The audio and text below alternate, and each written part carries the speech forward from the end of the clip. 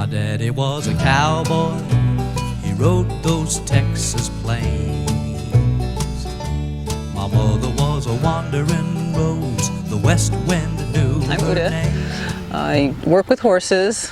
I enjoy sharing my knowledge about horses with those that care about horses. I like to see happy horses and their happy owners. Okay, so the question about a horse having health issues, your own horse having health issues. Well, horses can have a lot of health issues, so I guess if it'd be like something like, say your horse repeatedly has colic episodes, then maybe you would look into things that can support a horse with a colic situation, like gut microbes that maybe help it digest things, reducing the stress that might prompt the, if you want to call it, nervous stomach. Let's see, health issue. Okay, again, the horse that tends to be obese or has, should we say, founder issues, laminitis issues, that involves their feet. That's often associated with overfeeding or high grain feeding. Those horses, again, yeah, you want to just, I mean, obviously you've had a rapport with your vet, but you want to avoid those high food situations. So you would not put that horse on a real lush green grass, no matter how pretty it looks in the calendar picture, because it'll basically kill the horse.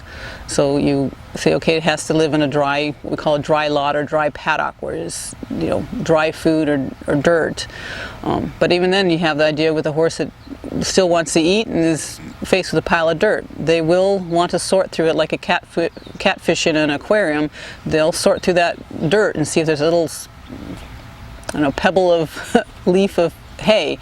So by doing that, they end up ingesting a lot of sand or dirt.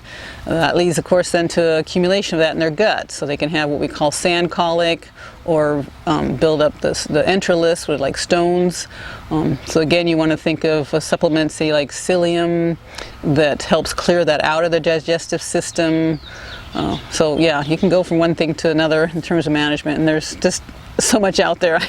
Okay, so one thing that's maybe goes a little bit into the veterinary idea is that people want, you know, of course, the mental health of their horse. And so if they have a situation where the horse is either by itself in a stall or paddock, or it has the opportunity to be in a community paddock or pasture, you would think for mental wellness the horse would like the community situation, and oftentimes that's true.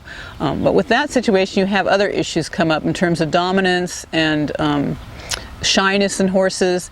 And if you have more than one horse together, you're bound to have a scrape on either one of them. So that would be one where you kind of have to weigh the odds of, do you want this perfect horse with no scrape on it, or are you willing to take the little dings and dangs that kids and horses get when they're out in the playground together, because they will happen. You'll learn that if a horse, you know, puts his teeth in another horse, he might scrape the hair off, and you have this nice bald spot in your horse, but it will grow back and it will be all right. Sometimes a horse can be so violent that it kicks another horse and actually breaks his leg. So you have to keep that in mind, that that is a possibility. So that would be something to just think about, that you can kind of open the door for horse wellness, mental wellness, but you also open the door for physical potential harm. So you want to weigh those options. So which way would you go with your horse? Okay, so for me, I do prefer having horses being with each other. A lot of young horses, that's how they learn their own manners and their culture, the horse culture. It helps me as a trainer when horses have taught each other most of the lessons, and I just have to review them. But on the other hand, if there's obviously a situation where one horse is just really dominating another horse, you know, we as humans can interfere and separate that situation. Maybe a thought on that is, if you have an option, a lot of times you might have what we call a mare pasture, and then you have a gelding pasture. So we have that division of, you want to say, the sexes.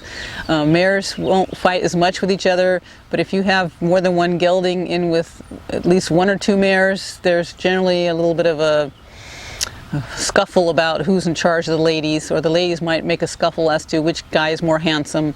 So that really opens the door for that kind of nonsense. So that would be maybe one general rule, is to reduce stuff, is have the girls together and the boys together, and things are more calm as a rule. Again, and then also maybe age-wise, you have older horses, they aren't as mobile. You have young horses that are very playful. You don't want the young horses beating up on the older horses. So I think that's where you just have to really keep your eye on things. And I always say, put yourself in that position. You know, if either horse gives you the sense that you wouldn't want to be that horse, then you probably need to change the situation.